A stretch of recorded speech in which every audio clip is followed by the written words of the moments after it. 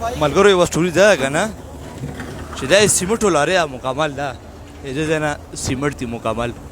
په ملبک لاره غورځېدلې ده او دا سیمټو په لارې کې دا تاسو وینو چیني پرته ده ډېره زیاته یعنې په سیمټو کې چیني سمګل کېږي خو که تاسو ته وایم چې دلته انرسي لارې کلیرنس 1500 روپۍ اخلي نو بیا پکې د چیني څنګه راغله نو مطلب دا مې دلته دې خبرې یو ثبوت دی د حدیثې موږ ته دا مخیله چې هلته چې چیني سمګلینګ او داسې نور چې چیني سمګلینګ کېږي نو مې چې نور سمګلینګونه هم کېږي